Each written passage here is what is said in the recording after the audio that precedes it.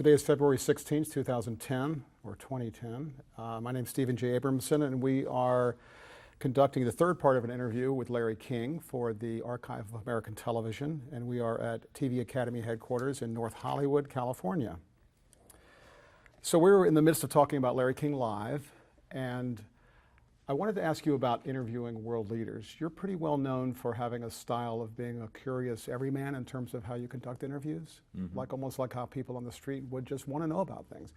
But world leaders, I would think, would be kind of a special case.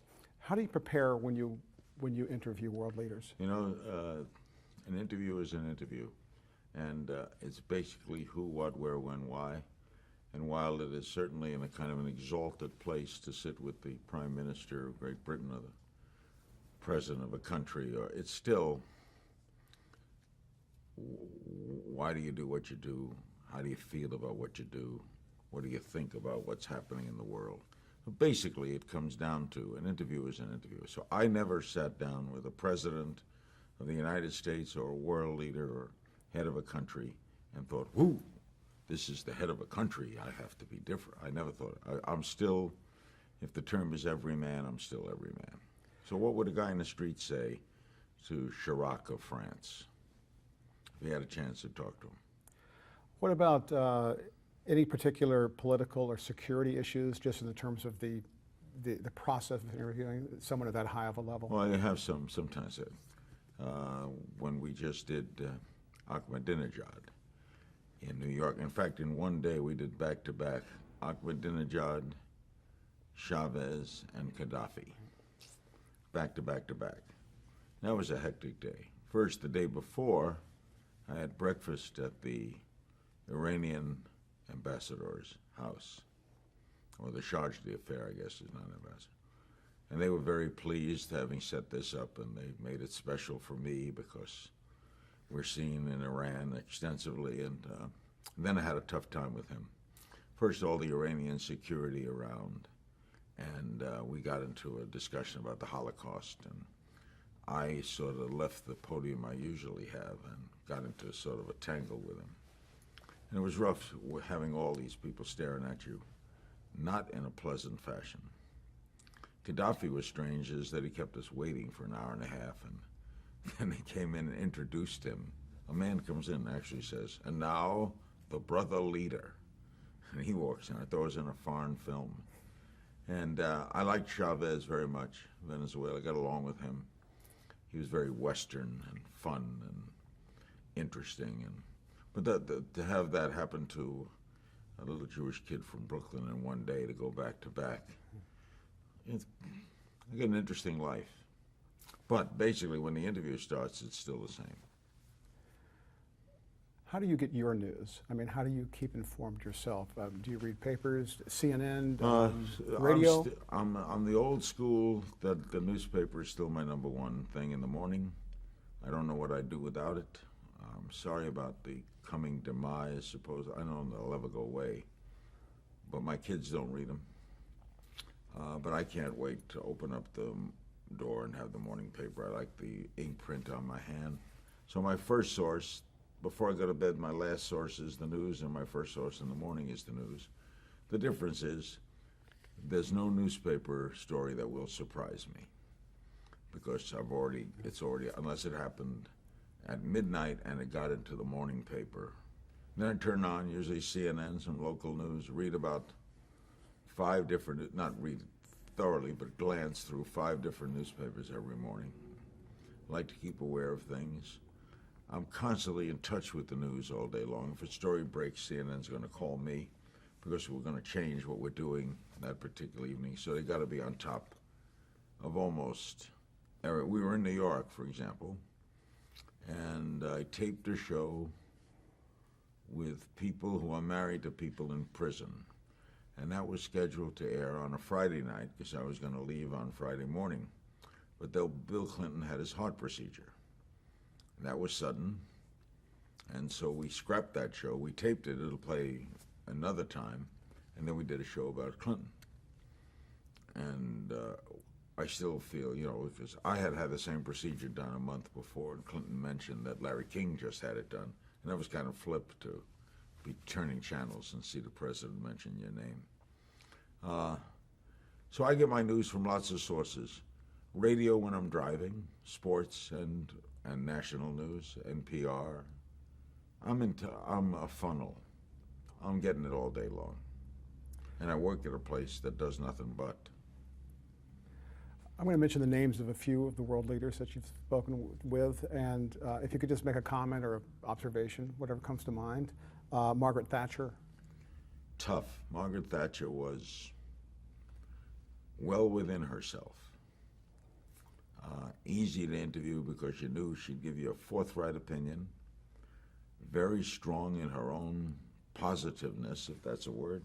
She believed in what she believed in, and you were going to know what she believed in, and by God, she was right.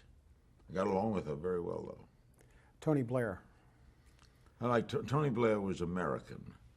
I mean, he was British, but American in style. Tony Blair was sort of Chicago.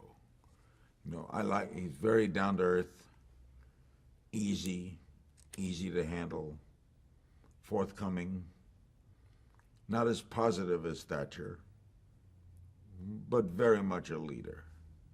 Mikhail Gorbachev. I got friendly with Gorbachev. The first time I interviewed him, the day before we had arranged to have dinner at Duke Zebert's very popular place in Washington.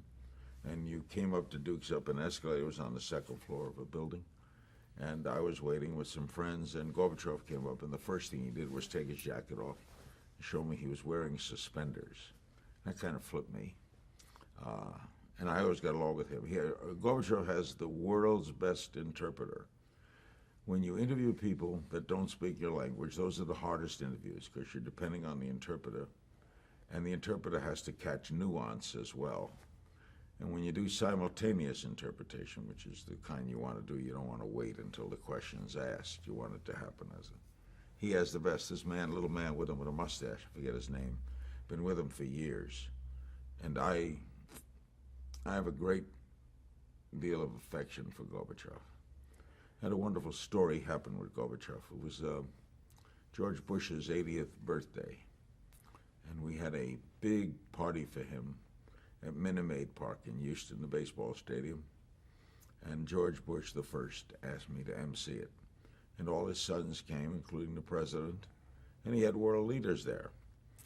He had the former president of France, the former president of Mexico, former prime minister of Canada, former prime minister of Great Britain, and Gorby. And each were scheduled to speak, and I'm the MC. And the program was really running late. They had country singers and everything. So I got the 5 leaders together, and I said, fellas, how about one of you speak for all the rest? So the former Mulroney, the former Prime Minister of Canada, said, okay, I will speak for all of us. And Gorbachev said, "Nyet." You know, I flew here, this interpreter. I flew here from Moscow for this, and if I'm not speaking, I will not stand up with the rest. And he goes and sits down. So now I got a dilemma, and I'm handling this, and they're all looking at each other. The other 4 world leaders are looking at each other. And Dan Quayle was sitting there by, and he looks at me and he says, I told you. So I go over to George Bush, the first, 41, and I said to him, Mr. President, I got a problem here. We're running real late. And so I offered one of them to speak, and Mulroney offered to speak. And Gorbachev's very mad. And he looked at me with that innocent look on his face, the president. He said, he changed the world. He changed the world. He's got to speak. So Gorbachev spoke for all of them. And I had to go back and get him to come back. And Mulroney acquiesced and stood behind. And that was an interesting predicament to be put into. Again, I'm just a kid from Brooklyn. What am I doing here with these 5 guys at a birthday party with the current president, the former president, 5 other presidents, prime ministers, and an angry Russian? And you're the diplomat. I had to be a diplomat. That's pretty amazing. Talk about Nelson Mandela. The best, Nelson Mandela. I would have to call him the greatest leader of the 20th century. And maybe the greatest individual I've ever met in my lifetime. To endure what he endured, to do what he did after he got out, was amazing. I loved interviewing him, and I had an extraordinary day. I went to South Africa some years back on a speaking tour for a group of banks. They paid me to go in to speak in Johannesburg, Cape Town, 2 other cities, and to go to Mandela's house. And in the same day, I went to Mandela's house for lunch and had dinner with de Klerk, who freed Mandela. So with both of them the same day. That was a day I'll never forget in my life, going to Mandela's house. Also walking in South Africa, you never think, I never think I'm on all over the world. When I'm on the air, I never think of that. Ted Turner never thought of it when he started CNN, that we'd have that kind of impact. But when I was walking in South Africa, you go up a little hill and around a turn toward Mandela's house, there was a guy came out like of a hut, and Larry King live! It still drives you a little, it's weird. It's just weird. How about Yasser Arafat? Arafat was a tough cookie. I did him twice. He had a funny sense of, he had a funny little laugh. He liked to laugh. It didn't appear that way publicly, but he liked to laugh. Colin Powell was there at the time. He watched me interview him. He was sitting off to the side. He watched me interview Arafat. Arafat was tough in that his interpreter wasn't the greatest. So and I understand he could speak English, but he chose not to. I wished he would have spoken English. Second time I did him twice, he did speak English. But the first time he did not. And it was perfunctory. Nothing much to elaborate on. Interesting little man. When you're interviewing someone like that who might be representing a certain political philosophy, and if it's something you might not personally agree with, how do you balance taking yourself out of the equation? I've always taken myself out. I leave myself at the door. I'm very opinionated. As a human being, I have strong opinions. But my role when I started interviewing years ago, I always felt my role was as a conduit. My job is to, through the guest, through me to the audience, you will learn about the guest. I will try to ask the best questions I can. I try to ask short questions. I'm very curious, but I don't bring, with rare exception, my opinions to the interview. When I have, on those rare occasions in the past, when I have, it may have been exciting television, but the audience didn't learn anything.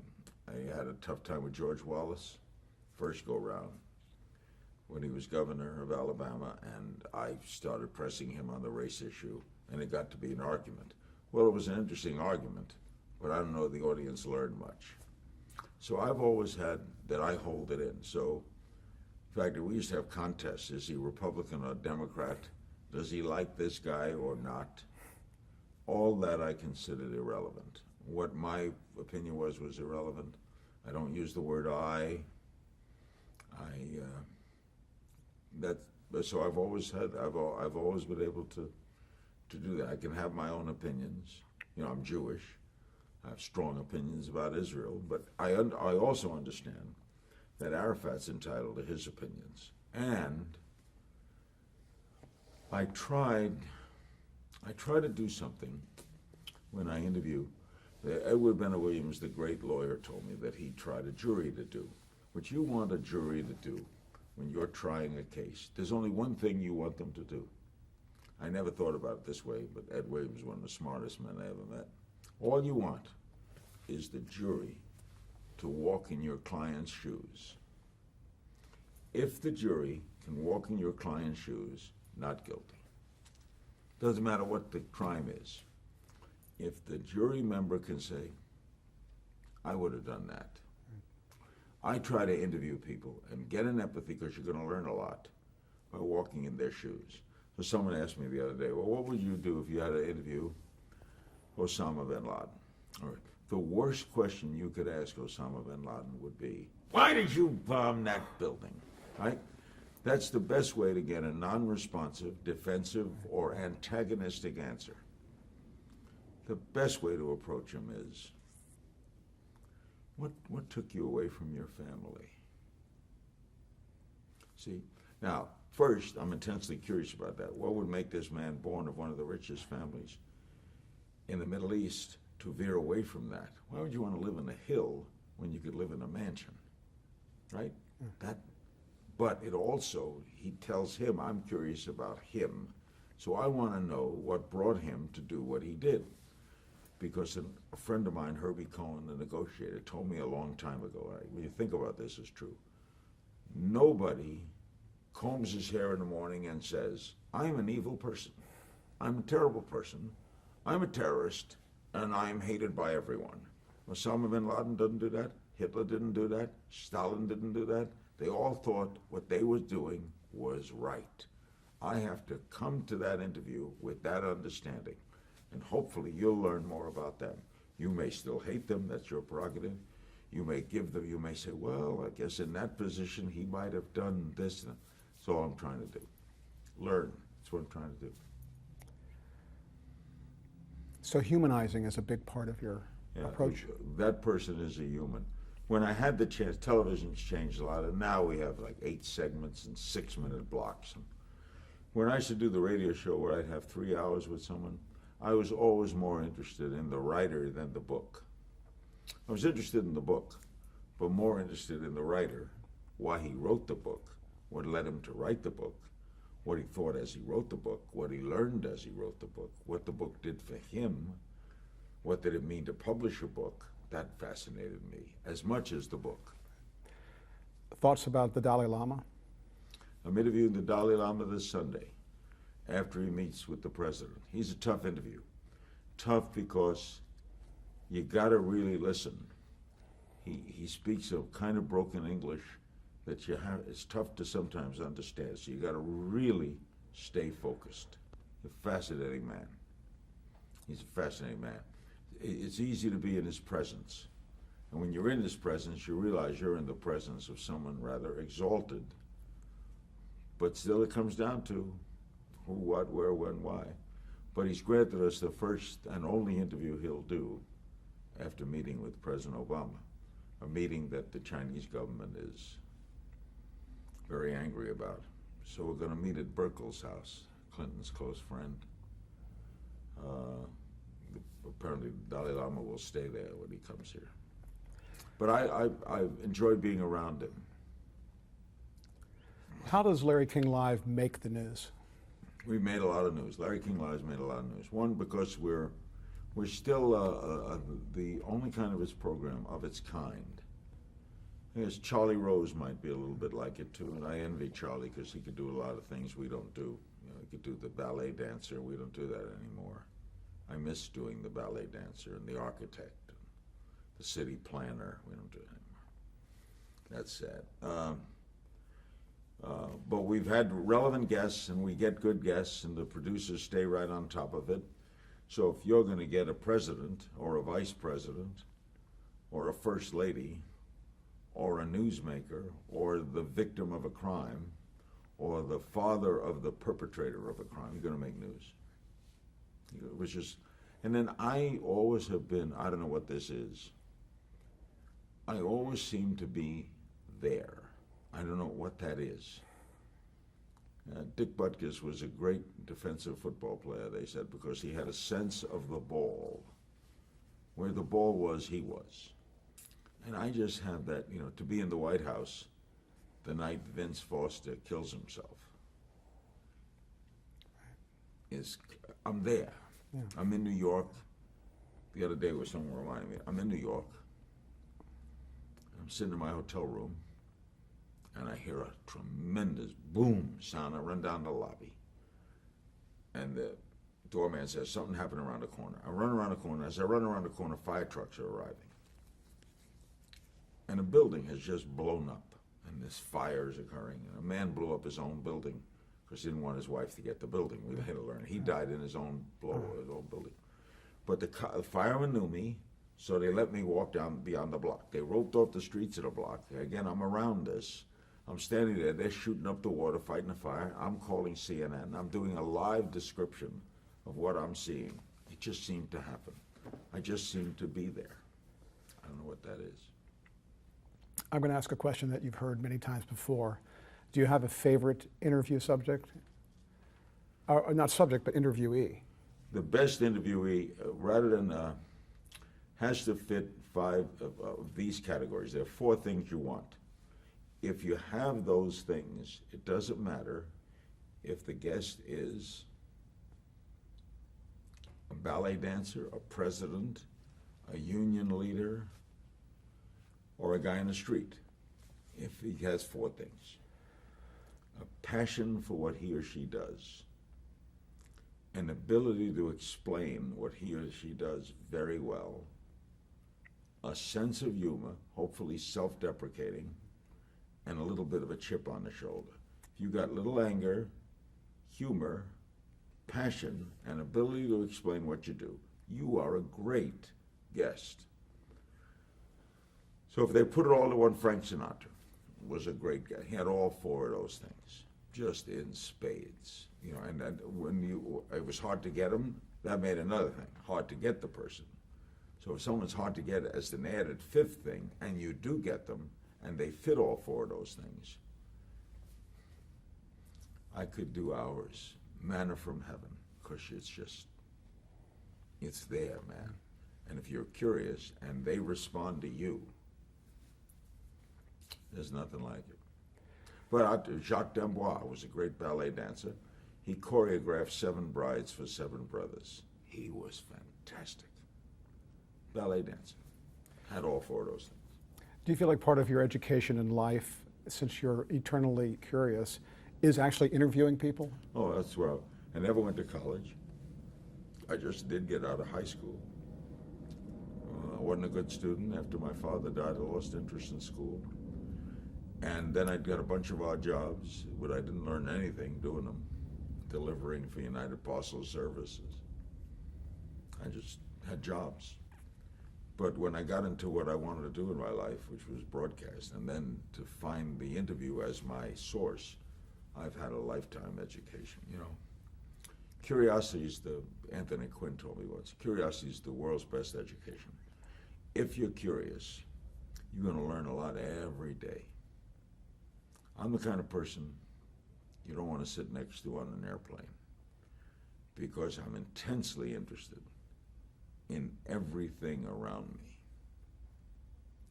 I'm interested in what you're doing, why you're doing it.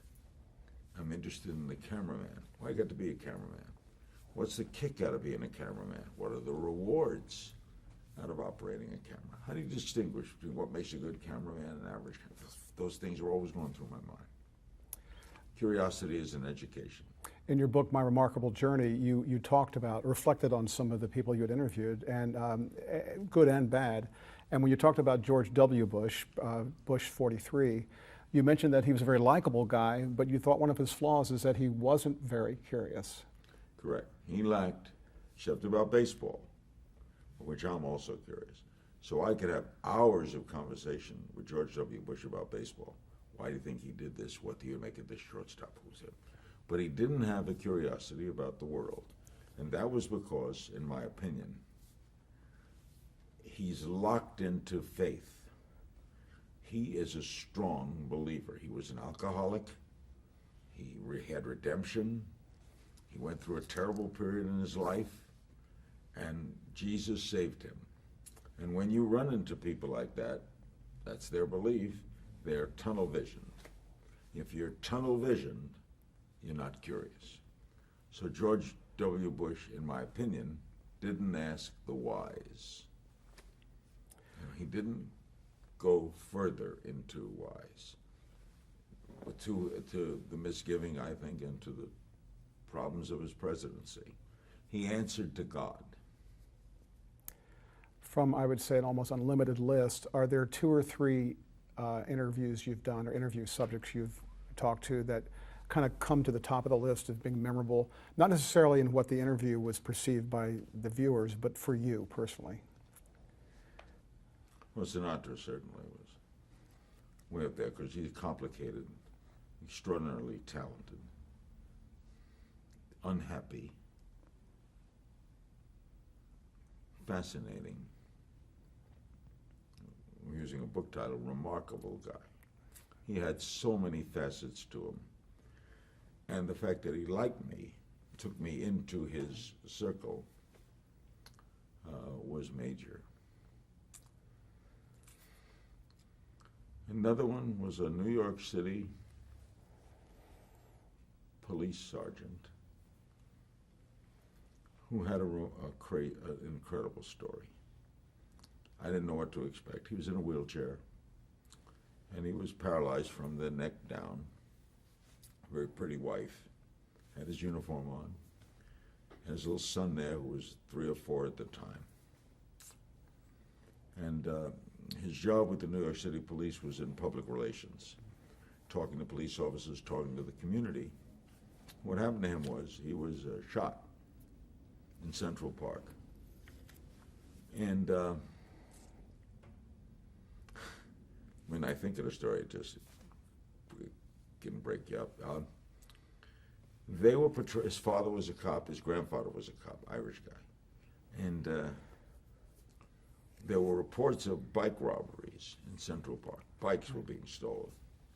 And he was in his squad car, driving through the park, when he saw this black kid, about 17 years old, with a brand new bike. He got out, approached the kid, and the kid took a gun out and shot him. Down he went, they gave him the last rites, rushed him to the hospital, saved his life. His wife was pregnant at the time. He's never been able to feel the touch of his son, except when the son touches his face. He's never been able to hug his son, paralyzed. They kept him on a police force. He managed to live, and he talks up being a cop. But he got to be curious about this kid.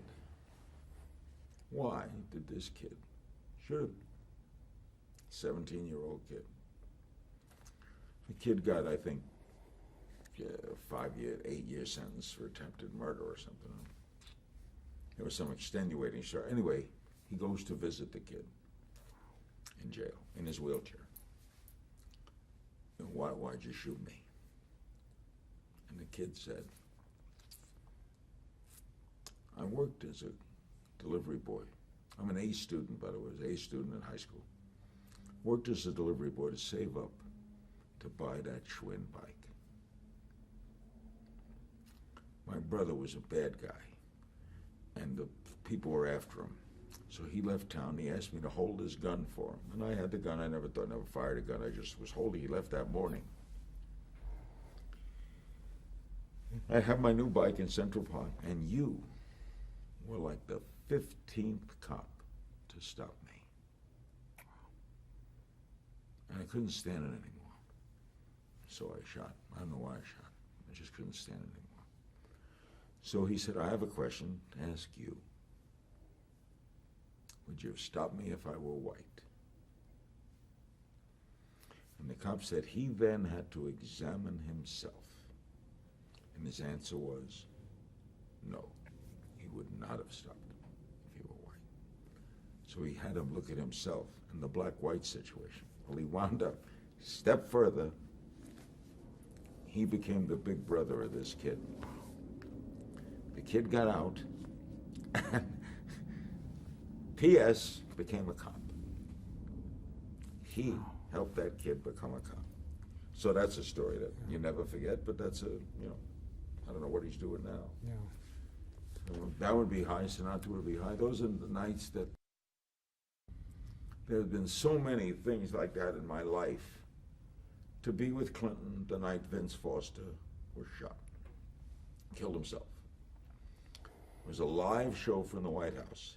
Me and him are on. On the first commercial break, I'm on from 9 to 10. I said, you want to stay an extra half hour? He said, sure, Clinton, sure. In my ear at about 9:30, the director says, "Get off at 10."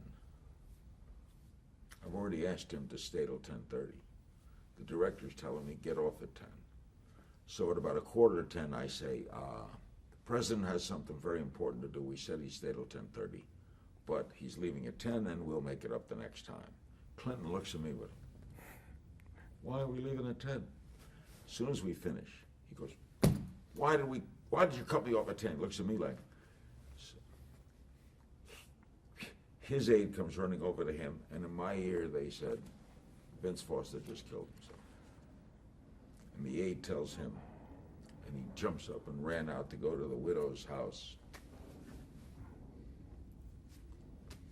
That was pretty incredible. Oh, there's so many. First time I interviewed Hillary Clinton, she was sitting beneath a painting of Eleanor Roosevelt. That's where we did the setting. Right. And before we started, I said, I interviewed Eleanor Roosevelt. She said, "What? You're the only person I've met that knew Eleanor Roosevelt." And so she couldn't stop asking me about her. What was she like? How did she handle herself? And I said, well, the most remarkable thing about Eleanor Roosevelt is she was critical of things her husband had done, didn't like John Kennedy. I found that fascinating. She didn't hold back. And Hillary said, "Boy, I hope I can be that way." Why does it seem like nobody turns down Larry King? I don't know that nobody turns me down. There are people who are trying to get Prince Charles, so far. We've tried to get the Pope. I think they know they're going to be asked good questions, and they know the questioner, me, is sincere, and they know that they won't be edited because it's live, and they know they'll be seen around the world. A lot of pluses to that. They won't be embarrassed because I don't have an agenda. And I think people are comfortable when people don't have an agenda. I don't have an agenda, so I'm not MSNBC, and I'm not Fox. I'm just me. And I think I hold, at this age, after all these years, a kind of singular place in journalism today. And it's not an exalted place. It's just a niche. And the niche is, a friend of mine once said, Larry King created a vacuum and then filled it. So I think I'm comfortable. I'm like the shoes you like to put on, the bathrobe you like to wear, your favorite chair. Because it's gonna be there for you. It won't let you down, but you'll be asked good questions. It's not gonna let you off the hook, but it's not gonna embarrass you on the hook. I think that those are guesses. Is there a guest that you've always wanted to get, but you were never able to get, and now it's too late to get? Well, we're still trying to get Castro. I went down to Havana last year. We met with some people in the administration who are trying for us. He's very hard. Ted Turner's trying. Ted's a friend of his. He fascinates me because,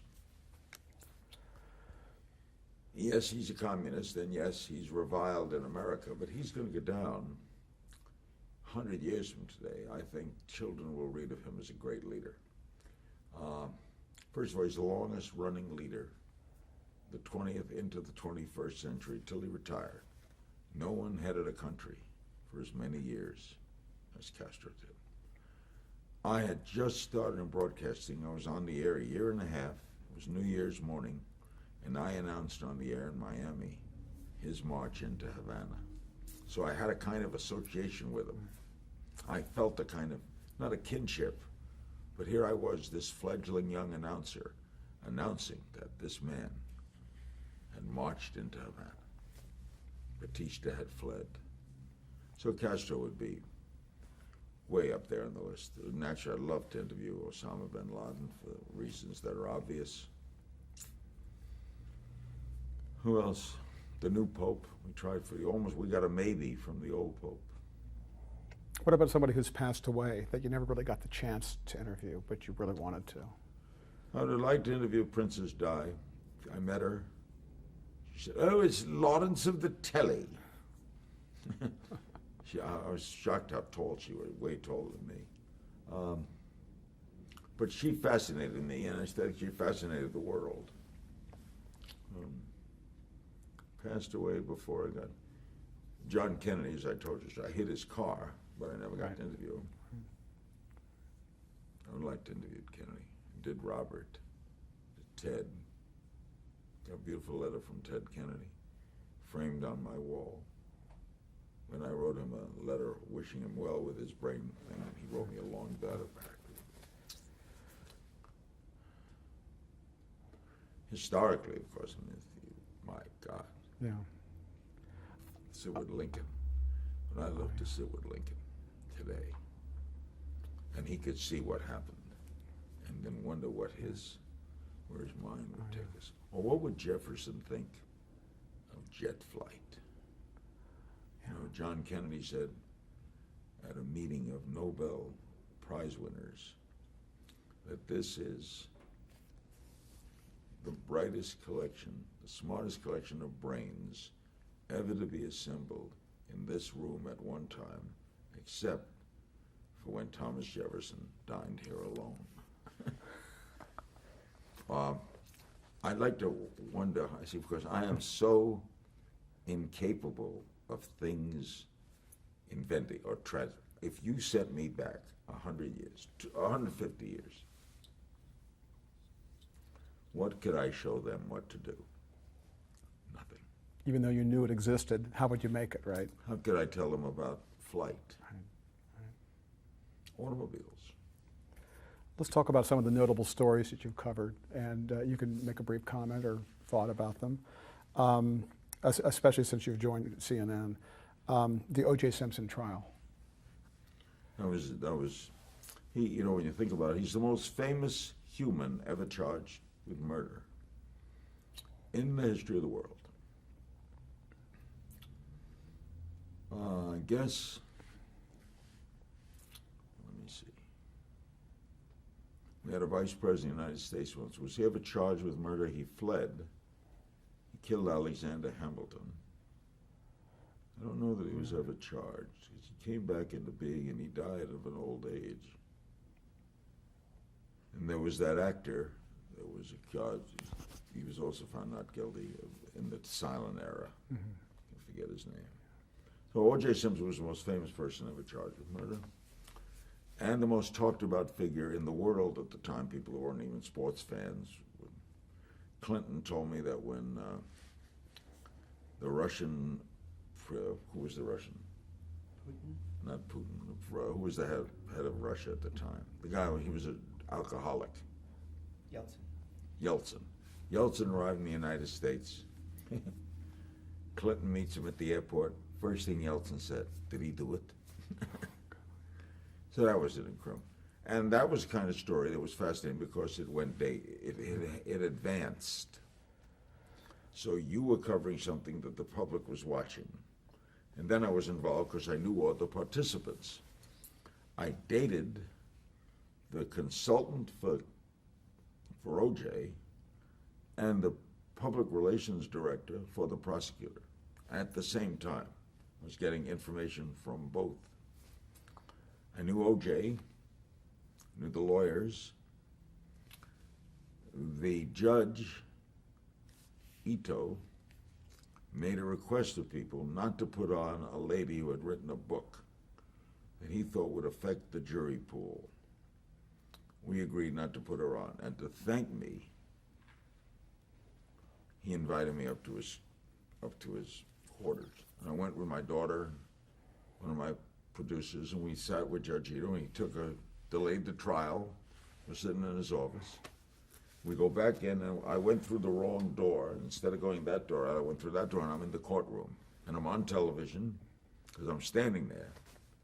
And O.J. goes, "Hey, Larry!" I go, "Hey, O.J." Then the producer whispers, "If you said hello to O.J., you got to go over to the prosecutors." So I'm walking over to the prosecutors, and again, I'm involved. That was an incredible trial and an incredible verdict. What about the Monica Lewinsky and Bill Clinton scandal? I felt sorry for Bill Clinton. Again, involved. on the day Bill Clinton was impeached, the Redskins were in a playoff game with the Lions. It was a Saturday. And I had left a message for him in the morning just to wish him the best. And I'm alone in my living room, and he called back.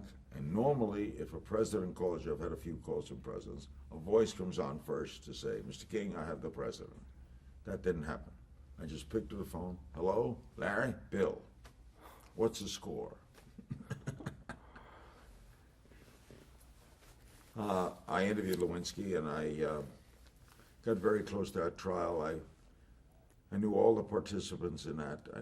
We had so many interviews with the woman, with the stain, with the thing. You know, you think about it. If she didn't save that dress, that was never proven. He could have denied it all the way. The only proof was that dress. You think about that there. Right. That was a saga. And I see the guy who tried to prosecute him is now just made president of Baylor University today. That was just to live through that story. I think it was a sad chapter in America because I don't know if the crime fit, if there was a crime, fit the whole question of whether he should be impeached. What about the whole idea that in Bill Clinton's obituary, that may be mentioned in the first or second paragraph, where back in 50 years ago, those kind of things might have been known by journalists, but they were never publicized. Yeah, well, John Kennedy, journalists all knew about Kennedy. Ben Bradley's a friend of mine. They all knew Kennedy was. Why was it important? But they didn't write their wheelchair. Roosevelt was in a wheelchair. David Brinkley told me, he was a young reporter, he was 4F, he didn't go into service. So he got on the White House detail, and when Roosevelt came into the room for a press conference, he couldn't believe that he wheeled himself in. Couldn't believe it. People didn't know because they'd stand him up for a speech. Right. Today, you wouldn't know that. Would that be a story today? Would it? Yeah, the times have changed. We wouldn't. That would have been. And in Europe, they always regarded it as nothing. But the question of the first chapter of the obituary, I used to say that all the time. Don't do something that'll be in your first paragraph.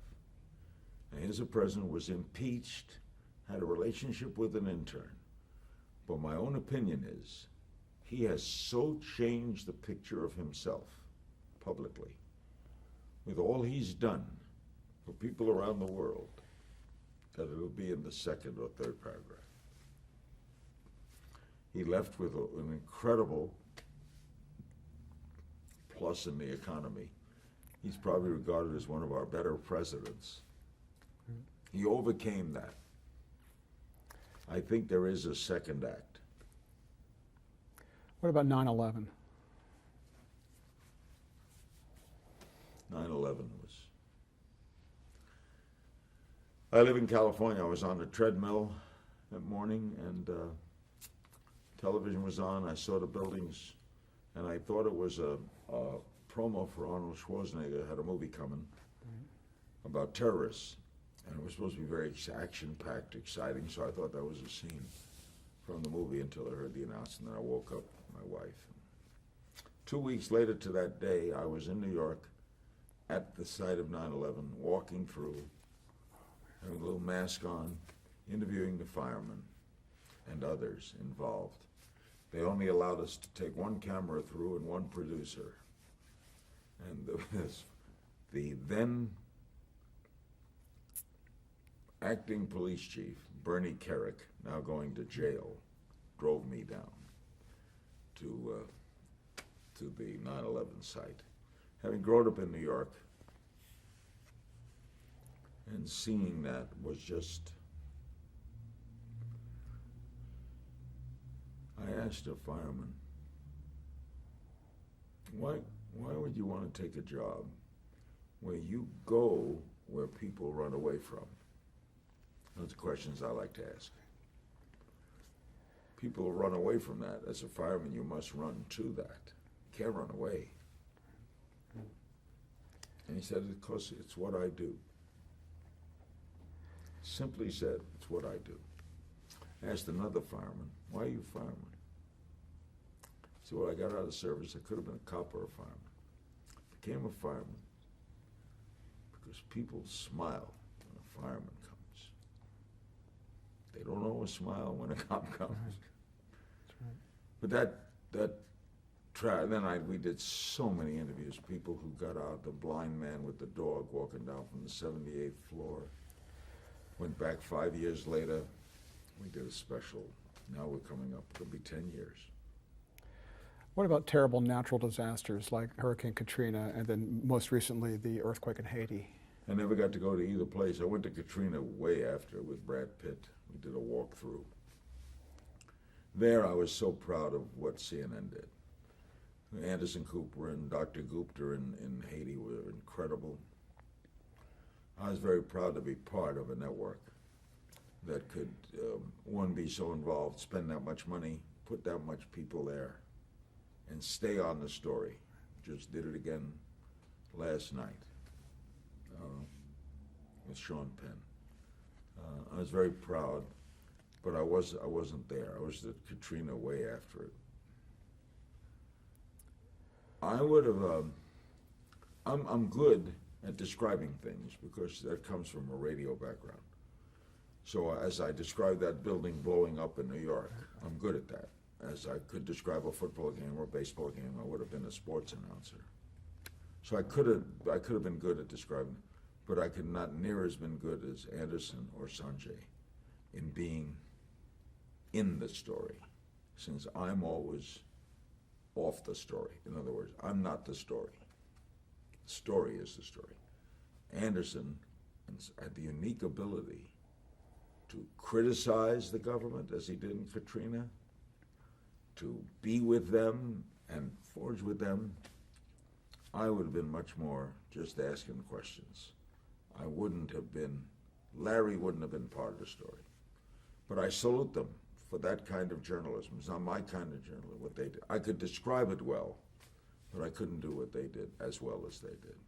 But when you have a panel of experts or when you're talking directly to Anderson Cooper or any of those, Sanjay and everything, do you still take the same approach? You're just asking the kind of everyman questions, just what people want to know? What's it like there?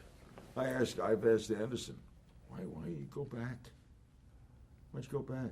I asked Sean Penn, why'd he get so involved? I mean, I'm fascinated by people that get that involved in a story.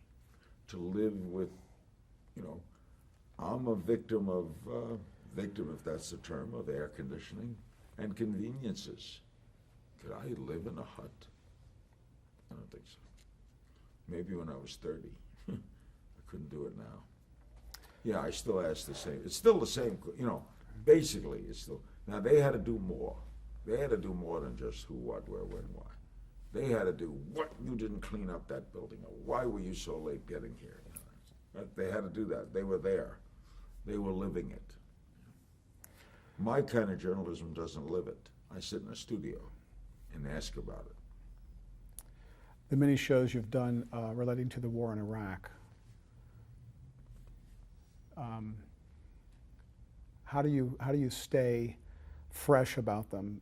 Even though it's a big story, a world story, do you ever get tired of a subject that recurs either out of frustration or the fact that you wish it never really had to even be talked about? You get tired of anything that's the same.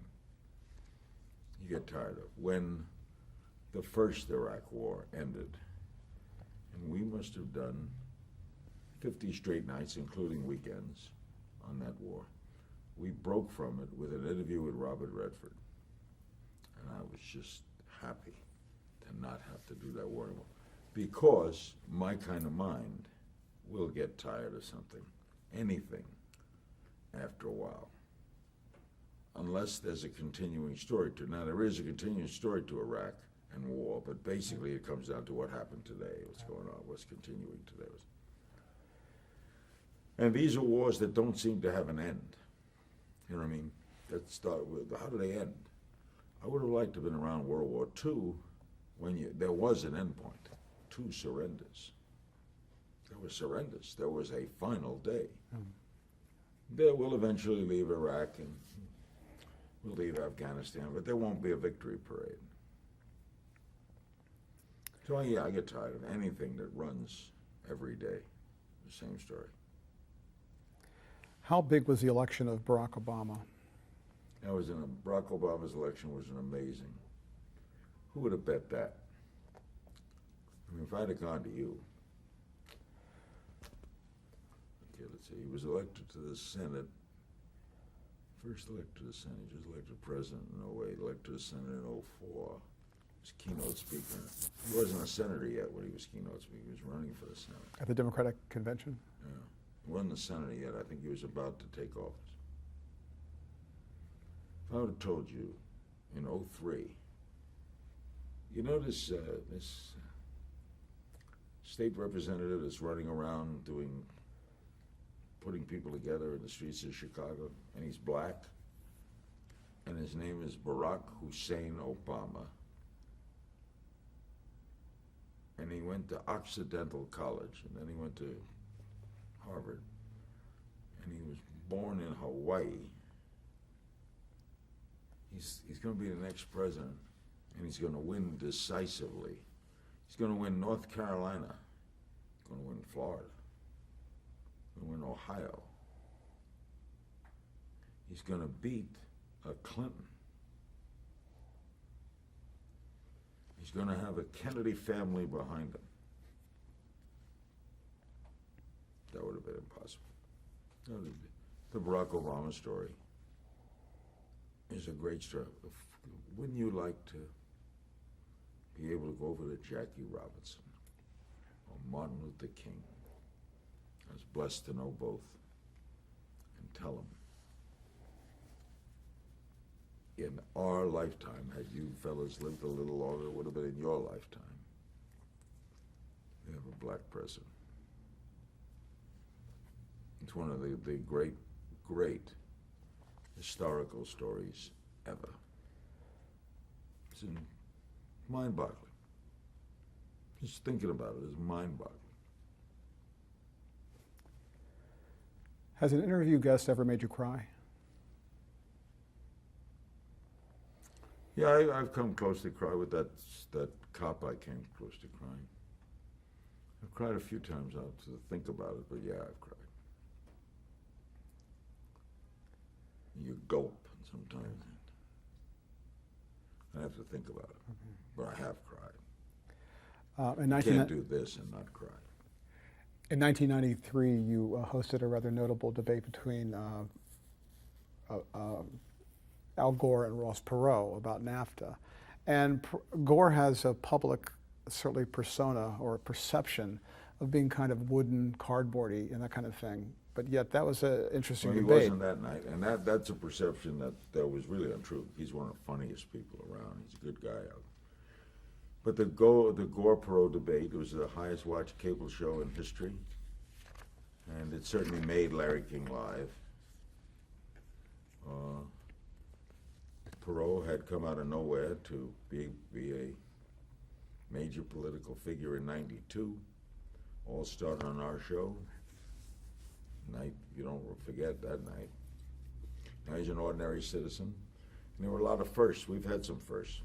We're the only show ever to have a sitting president and vice president be on live from the White House the same night. And we're the only show to have a sitting vice president debate an ordinary citizen. And it was Al Gore that prompted it. NAFTA was going to lose. He was behind in the Senate. And Gore came up with the idea. He proposed it, and Clinton was the only one in the White House who agreed with it. David Gergen, who was working then, disagreed. Stephanopoulos disagreed. Others disagreed, but Clinton agreed. So Gore called me up. It was a Sunday morning. And he said, Larry, if you contact Ross Perot, I'd like to debate him on NAFTA. Okay, I'll call him. He said, I'll debate him anywhere. So Perot said, okay, I'm attending an event in Tampa. Why don't we do it with an audience in Tampa? I called Gore back, and he said, well, that's not going to work like that. How about your studio? I said, oh, about my studio. The night of the debate, Perot came with one friend and he did not get well briefed. Gore came with the entire White House staff. Clinton was watching. We have a picture of Clinton watching the debate and calling me the next day saying, I owe you big time. Perot sat down.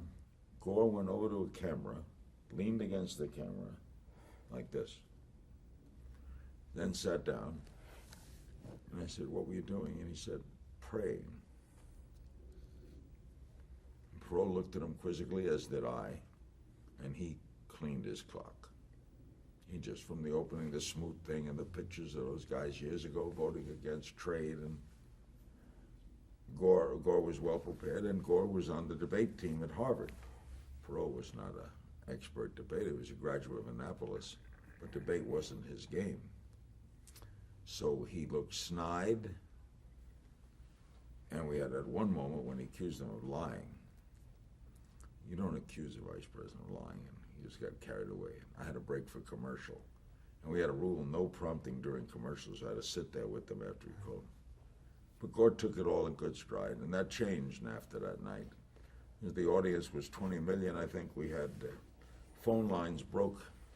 All the phone lines from Mexico broke down. In all of Mexico's phone lines, you couldn't make a call out of Mexico that night. It was stunning. It was great to be there to do it. I was fair. They each got the same amount of time. We clocked it later. They each got exactly the same amount of time to talk. I'm a good moderator, and I'm very time conscious. I wasn't going to let anyone have more time than the other one. But Gore cleaned his clock. He just wiped him out. We talked about how Larry King Live makes news.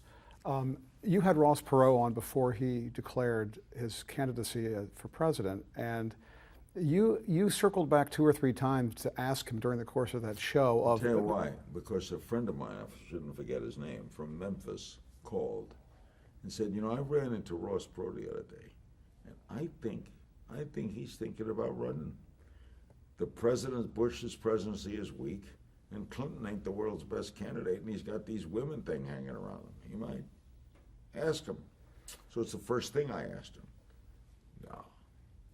Then midway through the show, and then 2 minutes left of the show, I don't know what in me, just the way he was talking, the way we were talking about the economy. I said, is there any situation in which you run? So that puts it, he had to say, no. He said, tell you what, you put me on a ballot in all 50 states,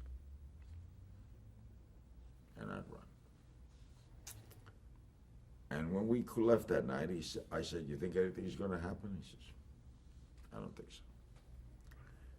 And 2 days later, he called me. He said, I got back to my hotel room, and the bellhop gave me $10. This could be a sign. And 2 weeks later, Dan Rather led with it on the CBS Evening News and ran clips from my show, and the rest is history. We made a candidate. We're going to change tape.